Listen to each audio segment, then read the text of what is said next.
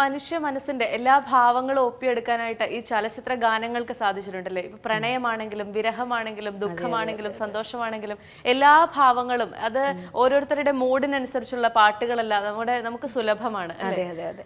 അപ്പൊ ശരിക്കും പറഞ്ഞാൽ ഞാൻ ശ്രദ്ധിച്ചിട്ടുള്ളൊരു കാര്യം എന്ന് പറഞ്ഞാൽ നമ്മുടെ ഈ ഹരിഹരൻ പാടുമ്പോൾ ഈ എന്താ ഉയിരെ എന്നുള്ള പാട്ട്, ഉയിരെ ഉയിരെ എന്നെ എന്നോട് കലന്ത് വിട്, ഉന്നെ എന്നോട് കലന്ത് വിട്, ആ ഒരു പാട്ട് ഹരിഹരൻ പാടുമ്പോൾ ഇടയ്ക്ക് ഒരു സമയത്ത് പല സ്റ്റേജുകളിൽ അദ്ദേഹം പല കൊണോട്ടേഷൻസിൽ പാടാറുണ്ട്.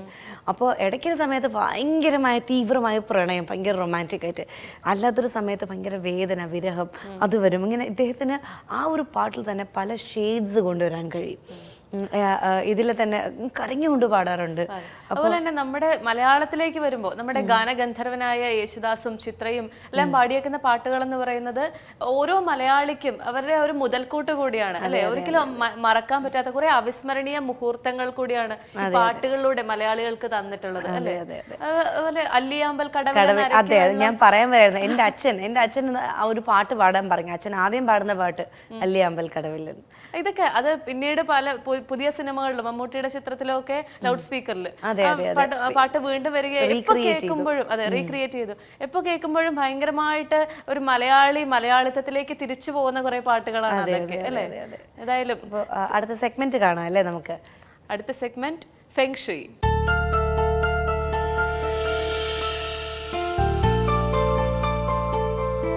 നമസ്കാരം, ഫെങ് ഷുയിലേക്ക് സ്വാഗതം. ഫെങ് ഷുയെക്കുറിച്ചുള്ള നമ്മുടെ സംശയങ്ങളും മറ്റും നിവാരണം നൽകുവാൻ ഇന്ന് നമ്മോടൊപ്പം ഉള്ളത് Tejas feng shui director doctor Shaji K നായരാണ്. നമുക്ക് അദ്ദേഹത്തെ സ്വാഗതം ചെയ്യാം. സ്വാഗതം സർ. കത്താണ്, വായിക്കാം. സാർ, എൻ്റെ പേര് സാജിറ, കോഴിക്കോട് നിന്നാണ്. ഞാൻ കുവൈറ്റിലാണ് വർക്ക് ചെയ്യുന്നത്. ഈ അടുത്തായി കോഴിക്കോട് ടൗണിൽ ഒരു ഫ്ലാറ്റ് വാങ്ങി. ഒത്തിരി ലോണൊക്കെ എടുത്താണ് വാങ്ങിയത്. ഫ്ലാറ്റ് വാങ്ങിയിട്ട് ഞാൻ ഗൾഫിൽ തിരിച്ചു ചെന്നപ്പോൾ എൻ്റെ ജോലി വരെ നഷ്ടമായി. സാർ, ഇപ്പോൾ ഞാൻ നാട്ടിലുണ്ട്. എനിക്കിനി തിരിച്ചു പോകാൻ കഴിയുമോ? എൻ്റെ ജോലി നഷ്ടപ്പെടാൻ കാരണം ഞാൻ വാങ്ങിയ ഫ്ലാറ്റിൻ്റെ ദോഷം കൊണ്ടാണോ? സാർ, ഞാൻ ഇതിന് മറുപടി പ്രതീക്ഷിക്കുന്നു. ചില ആൾക്കാർക്ക് ഇതിപ്പം നേരത്തെ ഞാൻ പറഞ്ഞതിൻ്റെയൊക്കെ ഒരു മറുപടിയാണ് ഇതിനകത്ത് വരുന്നത്. നമ്മുടെ തലവര തന്നെ മാറ്റുവാൻ കഴിവുള്ളതാണ് ചില വീടുകൾ. ഇപ്പോൾ ഈ സാജിറ കോഴിക്കോട് ഒരു ഫ്ലാറ്റ് വാങ്ങി എന്ന് പറഞ്ഞു.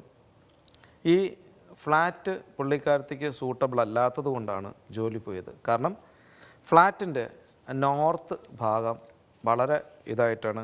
അവിടെ ഒരു ടോയ്ലറ്റ് കാണുന്നുണ്ട് ഫ്ലാറ്റിൻ്റെ നോർത്തിൽ. അതേപോലെ തന്നെ സൗത്ത് വെസ്റ്റ് ഭാഗം കന്നിമൂല ഭാഗത്തും ടോയ്ലറ്റ് ഉണ്ട്.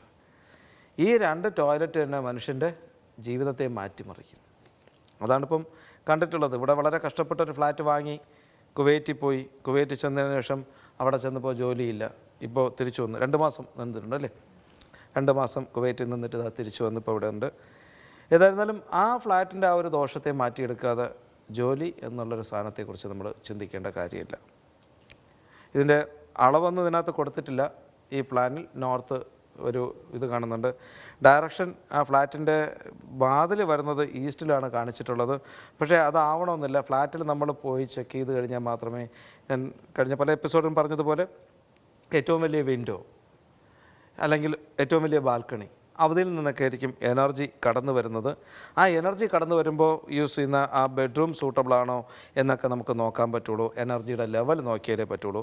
ഇപ്പം ചെയ്യേണ്ടത് ആ നോർത്ത് ഭാഗത്തുള്ള ടോയ്ലറ്റിൽ ഒരു സ്റ്റോൺ, അതായത് ഒരു പാറയുടെ ഒരു കഷ്ണം, കാലൊക്കെ തേച്ച് കഴുകാൻ പറ്റിയ അല്പം വലിപ്പമുള്ള ഒരു പാറയുടെ കഷ്ണം കൊണ്ട് ആ നോർത്ത് ഭാഗത്തുള്ള ടോയ്ലറ്റിനകത്ത് വച്ചേക്കുക.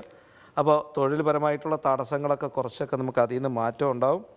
അതേപോലെ തന്നെ സൗത്ത് വെസ്റ്റ് ഉള്ള ആ ടോയ്ലറ്റ് വേറെ ടോയ്ലറ്റ് ഉള്ളതുകൊണ്ട് അത് ഉപയോഗിക്കാതിരിക്കാൻ ശ്രമിക്കുക. ഇല്ല, അത് ഉപയോഗിച്ചേ പറ്റുമെങ്കിൽ ഒരു നല്ല ഒരു ഇൻഡോർ പ്ലാന്റ് എന്ന് പറയുമ്പോൾ ലക്കി ബാമ്പു അല്ല ഞാൻ ഉദ്ദേശിച്ചത്. ഈ ഇൻഡോർ പ്ലാന്റായിട്ട് നമ്മൾ അക്വേറിയത്തിലൊക്കെ നമുക്ക് ഇൻഡോർ പ്ലാന്റ് കിട്ടും. ആ ഒരു ഇൻഡോർ പ്ലാന്റ് ഒരു ചെറിയ വൈറ്റ് കളർ പൂക്കളൊക്കെ വരുന്ന പ്ലാന്റ് കിട്ടും. ആ ഒരു പ്ലാന്റ് കൊണ്ടുവന്ന് ആ കന്നിമൂല ഭാഗത്ത് ടോയ്ലറ്റിനകത്ത് വയ്ക്കുക. അപ്പോൾ അവിടുത്തെ ദോഷത്തെ ഒരു എന്താ പറയുക, ഒരു 10% നമുക്ക് മാറ്റിയെടുക്കാം. അത് ഉപയോഗിക്കാതിരിക്കുകയാണ് ചെയ്യേണ്ടത്. ഒരു 10 and 15% നമുക്ക് അവിടുത്തെ ദോഷം കുറച്ചൊക്കെ മാറും.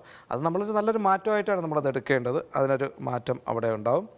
അതേപോലെ തന്നെ ആ ബെഡ്റൂമിൽ എപ്പോഴും കഴിയുന്നതും ഡാർക്ക് കളറൊന്നും അധികം യൂസ് ചെയ്യാതെ ലൈറ്റായിട്ടുള്ള ബ്ലൂവോ അല്ലെങ്കിൽ പിസ്ത ഗ്രീനോ ഇങ്ങനെയുള്ള കളറൊക്കെ ബെഡ്റൂമിൽ ഉപയോഗിക്കുക. അതിൻ്റെ കഴിയുമെങ്കിൽ നോർത്തിലൊരു ചെറിയൊരു ലോഹ ആമ വാങ്ങിയതിന് ശേഷം അതിൻ്റെ തല വടക്കോട്ട് തിരിച്ചൊരു പ്ലേറ്റിൽ വെച്ചിട്ട് അതിനകത്ത് കുറച്ച് വെള്ളം ഒഴിച്ച് വച്ചിരിക്കുന്നത് കുറച്ച് നന്നായിരിക്കും ഈ തൊഴിലിൽ ഉണ്ടാകുന്ന തടസ്സം. പിന്നെ കുട്ടികളെ ഹസ്ബൻഡിനെ കുറിച്ച് ഒന്നും ഇതിൽ പറഞ്ഞിട്ടില്ല, അത് വിശദമായിട്ടുണ്ടെങ്കിൽ അത് നോക്കായിരുന്നു. ഏതായാലും ഡേറ്റ് ഓഫ് ബർത്ത് ഒരാളുടെ മാത്രമേ അതിനകത്ത് ഇട്ടിട്ടുള്ളൂ. പുള്ളിക്കാരത്തിയുടെ ഇതനുസരിച്ച് ജോലിക്കൊന്നും തടസ്സം വരാൻ ചാൻസ് ഇല്ലാത്തൊരു സമയമാണിപ്പോൾ. അപ്പോൾ ഈ ഫ്ലാറ്റ് വാങ്ങിയതിന് ശേഷം ഗൾഫിൽ പോയപ്പോൾ ജോലി നഷ്ടപ്പെട്ടു എന്നാണ് പറഞ്ഞത്. അത് ഇതുകൊണ്ടാണ് സംഭവിച്ചിട്ടുള്ളത്. അതൊന്ന് ശരിയാക്കി എടുത്തു കഴിഞ്ഞാൽ പുള്ളിക്കാരത്തിൻ്റെ പ്രശ്നങ്ങൾ നമുക്ക് കുറേയൊക്കെ പരിഹരിക്കാൻ പറ്റും. അപ്പോൾ ഒന്ന് ശ്രദ്ധിക്കുക, ഈ ടോയ്ലറ്റ് അസ്ഥാനങ്ങളിൽ വന്നു കഴിഞ്ഞാൽ ഉണ്ടാകുന്ന ദോഷങ്ങളാണ് ഇതൊക്കെ ഉണ്ടാകുന്നത്. അപ്പോൾ നോർത്ത് ടോയ്ലറ്റ് വന്നു കഴിഞ്ഞാൽ പല എപ്പിസോഡുകളിലും ഞാൻ പറഞ്ഞിട്ടുണ്ട് തൊഴിൽ തടസ്സം ഉണ്ടാകും. അതാണ് ഇവിടെ സംഭവിച്ചത്. നോർത്തിൽ ടോയ്ലറ്റ് വന്നു. അപ്പോൾ അങ്ങനെ വരുന്ന നോർത്തിൽ ഇപ്പോൾ ഒരു ടോയ്ലറ്റ് വരികയാണെങ്കിൽ ഒരു സ്റ്റോൺ, ഒരു പാറയുടെ ഒരു പീസ് എടുത്ത് നോർത്ത് ഭാഗത്ത് വയ്ക്കുക. അതേപോലെ തന്നെ നോർത്ത് ഈശാനുകോണിൽ ഒരു പക്ഷേ ടോയ്ലറ്റ്, ഫ്ലാറ്റുകളുടെ കാര്യവും നമ്മുടെ സാധാരണ വീടുകളിലൊക്കെ ആണെങ്കിൽ നോർത്ത് ഈസ്റ്റൊന്നും ടോയ്ലറ്റ് വരാൻ പാടില്ല. ഒരു പക്ഷേ അവിടെ വന്നു പോയാൽ നമുക്കിപ്പോൾ അത് ഉപേക്ഷിക്കാൻ പറ്റാത്ത അല്ലെങ്കിൽ ഒഴിവാക്കാൻ പറ്റാത്ത അവസ്ഥയാണെങ്കിൽ നോർത്ത് ഈസ്റ്റ് ആണെങ്കിൽ ഒരു ചെടിച്ചട്ടിയിൽ ഒരു ചെടി നട്ട് അതിനകത്ത് വെച്ചേക്കുക. നോർത്ത് ഈസ്റ്റും അതേപോലെ തന്നെ സൗത്ത് വെസ്റ്റും ഈശാനുകോണിലും നിർദ്ദികോണിലും നമുക്ക് ഇങ്ങനെ ചെടിച്ചട്ടിയിൽ ചെടി നട്ടിട്ട് ഒരു ചെറിയ പൂക്കളൊക്കെ വരുന്ന ചെടിയായിരിക്കണം വയ്ക്കേണ്ടത്. അതിനകത്ത് വെച്ച് കഴിഞ്ഞാൽ കുറേയൊക്കെ ദോഷങ്ങൾ നമുക്ക് മാറ്റിയെടുക്കാൻ പറ്റും. അതേപോലെ തന്നെ കിഴക്കോ അല്ലെങ്കിൽ തെക്ക് കിഴക്കോ ടോയ്ലറ്റ് വന്നു കഴിഞ്ഞാൽ വീട്ടിലുള്ള ആൾക്കാർക്ക് അസുഖമുണ്ട്. ഇത് പലപ്പോഴും ഞാൻ പറഞ്ഞിട്ടുണ്ട്, ഒന്നുകൂടെ ഓർമ്മിപ്പിക്കാനാണ് ഞാനത് പറയുന്നത്. ആ ഭാഗത്തൊക്കെ ആണെങ്കിൽ വീട്ടിലുള്ള ആൾക്കാർക്ക് അസുഖങ്ങൾ വരാനുള്ള ചാൻസാണ് വളരെ കൂടുതൽ. അവിടെ 5 റോഡിൻ്റെ വിൻഷയും 5 പൈപ്പിൻ്റെയാണ് വിൻഷയും കിഴക്ക് ഭാഗത്തും അതേപോലെ തന്നെ തെക്ക് കിഴക്ക് ഭാഗത്തുള്ള ടോയ്ലറ്റിലൊക്കെ തൂക്കിയിട്ട് കഴിഞ്ഞാൽ വളരെ നല്ലൊരു പോസിറ്റീവ്. തെക്ക് കിഴക്ക് ടോയ്ലറ്റ് വന്നു കഴിഞ്ഞാൽ അവിടെയുള്ള സാമ്പത്തികം വരും, ഒന്നാൽ കയ്യിൽ നിൽക്കാത്തൊരവസ്ഥയായിരിക്കും ഉണ്ടാകുന്നത്. അപ്പോൾ തെക്ക് കിഴക്ക് ഭാഗത്തുള്ള ടോയ്ലറ്റിനകത്ത് ഇങ്ങനെ ഒരു 5 പൈപ്പിൻ്റെ ഒരു വെൻസയും തൂക്കിയിട്ട് കഴിഞ്ഞാൽ ഏറ്റവും നല്ലതായിരിക്കും. അതേപോലെ തന്നെ തെക്ക് ഭാഗം, ഇപ്പോഴും ഞാൻ പറഞ്ഞു തെക്ക് ഭാഗത്ത് സെപ്റ്റിക് ടാങ്കോ ടോയ്ലറ്റോ ഒക്കെ വന്നു കഴിഞ്ഞാൽ പ്രശസ്തി നഷ്ടപ്പെടുമെന്ന് പറഞ്ഞു പല എപ്പിസോഡിലും ഞാൻ പറഞ്ഞിട്ടുള്ള കാര്യമാണ്. അവിടെ നമുക്ക് ആ ടോയ്ലറ്റിനകത്ത് അതിൻ്റെ തെക്ക് കിഴക്ക് ഭാഗത്ത് ഒരു ചെറിയൊരു ബക്കറ്റിൽ ഒരു 2-3 ലിറ്റർ വെള്ളം കൊള്ളുന്ന ബക്കറ്റിനകത്ത് കുറച്ച് വെള്ളം നിറച്ചിട്ട് അതിൻ്റെ തെക്ക് കിഴക്ക് ഭാഗത്ത് വയ്ക്കുക. അതിനകത്ത് ലൈറ്റൊന്നും വലിയ ബ്രൈറ്റായിട്ടുള്ള ലൈറ്റൊന്നും കൊടുക്കാതിരിക്കുക. ചെറിയ ഡിമ്മായിട്ട് കത്തുന്ന ഒരു ഇപ്പോഴത്തെ LED ഒക്കെ ആണെങ്കിൽ 3 വാട്ടിൻ്റെ LED ഒക്കെ അതിനകത്ത് ഇട്ട് കഴിഞ്ഞാൽ ലൈറ്റ് ഡിമ്മായി നിൽക്കും. അങ്ങനെയുള്ള ലൈറ്റ് ഡിം ചെയ്ത് ഉപയോഗിക്കുക. അതേപോലെ തന്നെ കന്നിമൂല ഭാഗം ഈശാന്യ കോണിലും എൻ്റെ ഓപ്പോസിറ്റ് നിർത്തി കോണിലും നേരത്തെ ഞാൻ പറഞ്ഞു ചെടി വയ്ക്കണമെന്ന് ഞാൻ പറഞ്ഞു, ചെറിയ പൂക്കളൊക്കെ ഉള്ള ചെടി വയ്ക്കണമെന്ന് പറഞ്ഞു. അങ്ങനെയുള്ള പൂക്കളൊക്കെ ചെടി അവിടെ വെച്ച് കഴിഞ്ഞാൽ നമുക്ക് ആ ഒരു ദോഷത്തെ മാറ്റിയെടുക്കാം.